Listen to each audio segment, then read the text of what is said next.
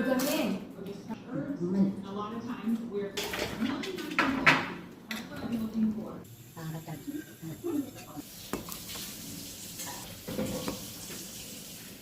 என்னோடய daily vlogs எல்லாமே வந்து நீங்கள் எல்லாம் ஷார்ட்ஸில் பார்ப்பீங்கன்னு தெரியும். ஆனாலும் இன்றைக்கி கொஞ்சம் டீட்டெயில்ஸாக ஒரு லாங் வீடியோ கவர் பண்ணி இருக்கிறேன். இதில் வந்து சூப்பரான ஒரு தோசை பொடி, அது நான் எப்போதுமே செய்கிறது தான். அந்த ரெசிப்பியும் கவர் பண்ணி காட்டுறேன்.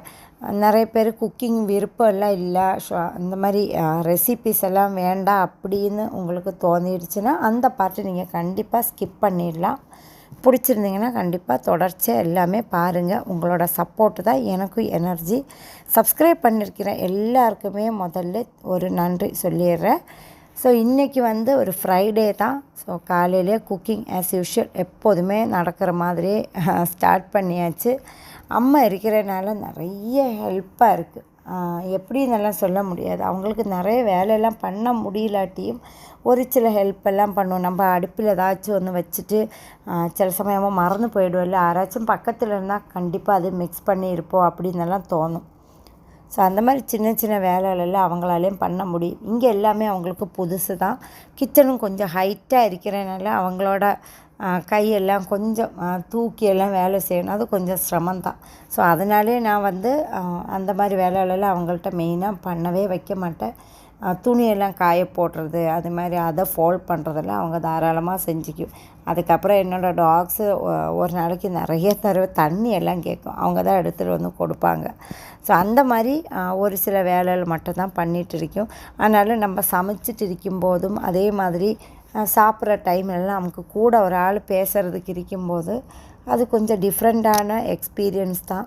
ஆனால் என்னோடய வீட்டில் வந்து நான் எப்போதுமே தனியாக தான் எல்லா வேலைகளும் பண்ணுறது. எல்லோரும் வேலைக்கு போனாலும் சாப்பிடும்போதும் டாக்ஸு மட்டும்தான் இருக்கும். ஸோ அந்த மாதிரி ஒரு ரொட்டீன் போயிட்டு இருந்தது. இப்போ திடீர்னு ஒரு சேஞ்ச். ஸோ அதுவும் ரொம்ப நல்லா இருக்குன்னு தான் சொல்லலாம் இந்த ஒரு எக்ஸ்பீரியன்ஸ். ஃப்ரைடே ஆயதுனால வெஜிடேரியனாக தான் குக் பண்ணியிருந்தேன். ஸோ முருங்கைக்காய் வாங்கினது இருந்ததுனால சாம்பார் வச்சுட்டு அதுக்கப்புறம் கேபேஜ் மட்டும்தான் ஃப்ரை பண்ணேன். மோஸ்ட்லி வந்து இந்த மாதிரி ஒரு சமையல் பண்ணும்போது கண்டிப்பாக ஏதாச்சும் ஒரு சம்பலும் சேர்த்து செய்வேன். இன்றைக்கி ஆக்சுவலி உருளைக்கிழங்கெல்லாம் கொஞ்சம் மசாலா மாதிரி பெரட்டலாம்னெல்லாம் நினச்சோம். ஆனாலும் நாங்கள் எப்போதுமே ஒரு 11 o'clock எல்லாம் லஞ்சு சாப்பிட்டு முடிச்சிடுவோம். லேட் ஆகியதுனால பப்படம் மட்டும் ஃப்ரை பண்ணேன். அதுக்கப்புறம் பிள்ளைலாம் சொன்னாங்க கொஞ்சம் சிப்ஸு மாதிரி ஒரு ஐட்டம், இது வந்து இடையில இந்தியன் ஸ்டோரில் போனப்போ வாங்கினது.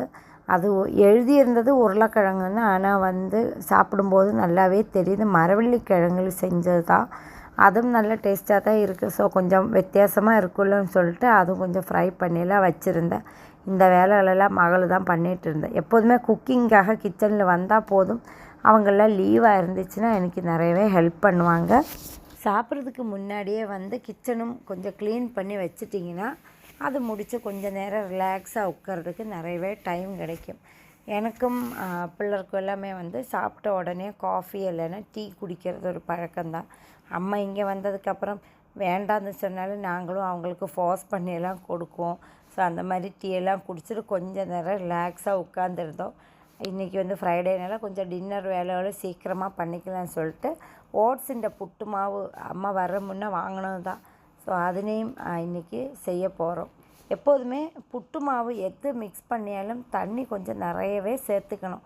ஏன்னா நம்ம தண்ணி குறைவா சேர்த்து மிக்ஸ் பண்ணி செஞ்சிட்டிங்கன்னா புட்டு ஆறின கையோடையே நல்லா ஹார்டாகவும் போயிடும், சாப்பிட்றதுக்கு அந்த அளவுக்கு சாஃப்டாகவும் இருக்காது.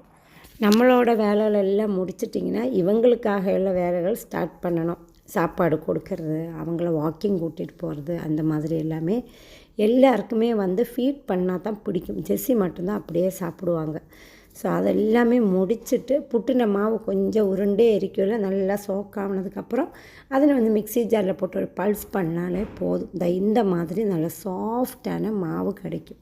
ரொம்ப ரொம்ப ஈஸி தான். அடியில் கொஞ்சம் தேங்காய் போட்டுட்டு புட்டுன மாவு அப்புறம் திரும்பவும் தேங்காய் அந்த மாதிரி செஞ்சால் போதும். இது ஓட்ஸுன்ற புட்டு பொடி வந்து ஃபஸ்ட் டைம் வாங்கினனால நான் வந்து ஹாஃபாகவே ஃபில் பண்ணிவிட்டு செஞ்சு பார்த்தேன். உண்மையாக டேஸ்டியாக இருந்தது. பிள்ளருக்கு ரொம்ப பிடிச்சிருந்ததுனால திரும்ப வந்து கொஞ்சம் கூடவே செஞ்சுட்டேன். அதுவும் எல்லாம் ரெடி பண்ணி வச்சதுக்கப்புறம் இன்றைக்கி முக்கியமான ஒரு வேலை தான் பண்ணிகிட்டு இருக்கிறேன். அது வந்து பருப்பு பொடி இல்லைன்னா தோசை பொடி எப்படி வேணாலும் சொல்லலாம். நான் இன்றைக்கி கொஞ்சம் கூட எல்லாம் அளவில் செய்கிறேன். நீங்கள் இதெல்லாமே வந்து சின்ன ஒரு கப்பில் எடுத்து செஞ்சுக்கலாம். இது வந்து 1/2 கப் மெஷர்மெண்ட் தான். உளுந்து, கடலைப்பருப்பு, துவரம்பருப்பு, பாசிப்பருப்பு, அரிசி, அதே மாதிரி நான் மெலன் சீட்ஸ் போட்டிருந்தேன். இது நல்ல ஒரு டேஸ்ட்டு கொடுக்கும். இது எல்லாமே நீங்கள் வந்து தனித்தனியாக கூட வறுத்து எடுத்துடலாம். நான் வந்து ஒன்றாவே வறுத்துட்டேன். அம்மா இருக்கிறனால நான் எல்லாமே அடுக்கி வச்சுட்டே இருக்கும்போது அம்மாவும் கைவிடாமல் வறுத்துக்கிட்டே இருந்தது. ஏன்னா இது கொஞ்ச நேரம் நம்ம விட்டு போனாலும் அடியில் உள்ளதெல்லாம் நல்லா ப்ரௌன் கலராகவும் ஆகிடும். தீ குறைவாகவே வச்சுட்டு வறுத்துட்டே இருக்கும்போது நிறையவே பூண்டு, கருவேப்பிலை எல்லாமே சேர்த்து நல்லா வறுத்துடுங்க. கொஞ்சம் நல்லா ஃப்ரை ஆனதுக்கப்புறம் பெருங்காயத்தின் பொடி இருக்குல்ல, இல்லாட்டினா ஃபஸ்ட்டிலே நம்ம வந்து பெருங்காய கட்டியும் சேர்த்துட்டு ப்ளெயின் சில்லி பவுடரும் சேர்த்து நல்லா ஆற விட்டு அதுக்கப்புறம் தான் இந்த மாதிரி பொடி பண்ணி வச்சுக்கோங்க.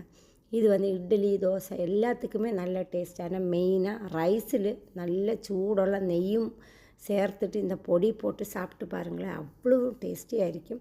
மெலன் சீட்ஸ் எல்லாம் போடும்போது உடம்புக்கும் நல்ல குளிர்ச்சி தான், சாப்பிட்றதுக்கும் டேஸ்ட்டு ரொம்ப நல்லா இருக்கும். இந்த மாதிரி பருப்பு பொடியெல்லாம் செஞ்சு நம்ம ஸ்டோர் பண்ணி ஃப்ரிட்ஜில் வச்சுட்டிங்கன்னா ரொம்ப நாளைக்கு யூஸ் பண்ணிக்கலாம். இட்லி, தோசை அதுக்கு மட்டும் இல்லாமல் காட்டின மாதிரி ரைஸுக்கும் நல்ல ஒரு காம்பினேஷன். கொஞ்சம் கூட நம்ம செஞ்சு வச்சுட்டிங்கன்னா ரொம்ப நாளைக்கு யூஸ் பண்ணிக்கலாம். நான் ஃப்ரிட்ஜில் தான் வச்சுக்குவேன். ஸோ இன்றைக்குள்ள வீடியோ இங்கே நான் வந்து முடிக்கிறேன். கண்டிப்பாக நீங்கள் எல்லோரும் என்ஜாய் பண்ணியிருந்தீங்கன்னா ஒரு லைக்கும் கூட போட்டுடுங்க.